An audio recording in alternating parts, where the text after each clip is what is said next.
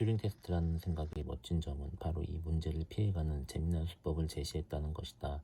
튜링 테스트에서는 지능이 과연 무엇이냐에 대한 문제는 잠시 젖혀놓는다. 대신에 기계가 하는 말이 사람이 하는 말과 얼마나 구분하기가 쉬운지 어려운지만 따진다. 그리고 만약 기계와 대화할 때 기계가 하는 말이 사람의 말과 아주 비슷해서 구분되지 않는 정도라면 기계가 마치 사람 같다고 보자는 것이다.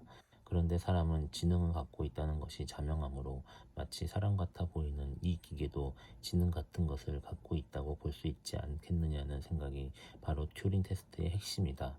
정확히 지능이 뭔지 모르지만 사람과 비슷하게 말을 한다면 사람 같다고는 할 수 있고, 사람은 지능을 갖고 있으니 사람 같은 것도 지능을 가진 것에 가깝지 않느냐는 이야기다. 따라서 튜링 테스트는 사람과 기계를 섞어 놓고 채팅으로 대화를 하거나 대화 내용으로부터 누가 사람이고 누가 기계인지 구분할 수 있느냐 없느냐의 테스트를 하는 것으로 흔히 수행하게 된다.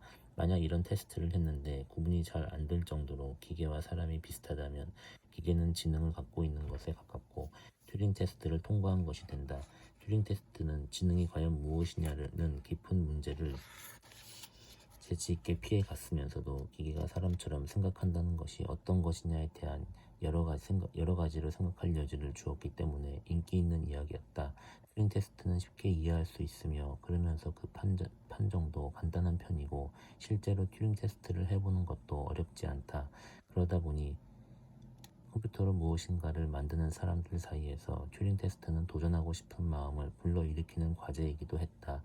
나 역시 어린 시절 한국 컴퓨터 잡지 마이컴에 소개된 튜링 테스트에 대한 이야기를 보고 거기에 푹 빠져서 튜링 테스트에 도전하는 컴퓨터 프로그램을 만들어 보고 싶다는 생각을 한 적이 있었다. 실제로 나는 조잡한 수준의 대화하는 프로그램을 하나 만들어서 철수라는 이름을 붙이고 친구들에게 테스트를 받아보았다. 물론 튜링 테스트의 한계도 있어 여러 가지 측면에서 다양한 문제들이 오랫동안 지적되고 있다. 논문에서 튜링은 지금 보면 좀 황당해 보이는 문제를 지적하기도 했다. 논문에는 사람이 텔레파시와 같은 초능력을 갖고 있는 경우가 가끔 있으므로 텔레파시를 사용하게 되면 기계와는 대화하는 방식이 저절로 달라질 것이므로 공정한 대결이 되지 않을 가능성이 있다는 대목이 나온다. 텔레파시와 초능력이 실제로 가능할지도 모른다는 점을 태연히 언급하며 넘어가는 대목을 보면 튜링이 당시에 유행하던 새로운 발상에 과도할 정도로 열려 있었던 사람일 거라는 생각도 하게 된다. 더 진지하고 실질적으로 튜링 테스트의 한계를 공격한 이야기들도 적지 않다. 예를 들어 사람이 대화할 때 보통 대화가 어떤 식으로 흘러가는지 가능한 한 모든 경우를 최대한 많이 예상해서 미리 뭐라고 답할지 누군가 미리 다 써둔다고 생각해보자. 사람이 한평생 말하는 모든 대화를 다 기록해 놓는다고 해도 그 용량은 몇 기가바이트 정도밖에 되지 않는다. 따라서 용량이 넉넉한 하드디스크를 꽉 채울 정도로 사람이 대화하면서 주고받을 수 있는 가능한 한 모든 경우를 최대한 다 집어넣어 둔다면 몇 분, 몇십 분 정도 사람이 대화하면서 나눌 수 있는 온갖 시나리오들을 미리 다 만들어 놓을 수도 있을 것이다.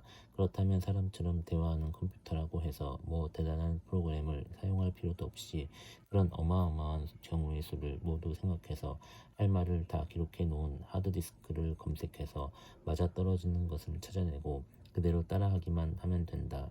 그러니까 간단한 사전 검색 기능 정도만 있는 컴퓨터일 뿐이지만 예상 대화를 기록해 놓은 자료만 아주 많다면 튜링 테스트에서 사람과 구분하기 어려운 대화를 할 수 있다는 것이다.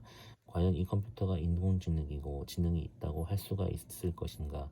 이런 식의 생각을 발전시켜 지능에 대한 관념의 다른 측면을 강조한 이야기가 바로 존설의 중국어방 논변이다.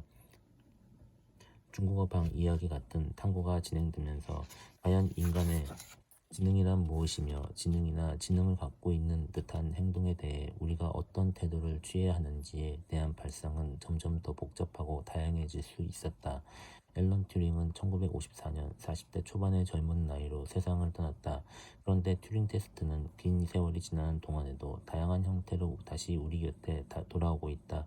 특히 컴퓨터 기술이 발전한 요즘에는 인간의 지능에 도전한다거나 지능의 의미를 묻는 심각한 관점에서 살짝 벗어나서 가벼운 즐길거리와 친근한 재미거리로 튜링 테스트가 영향을 미치고 있는 것 같다.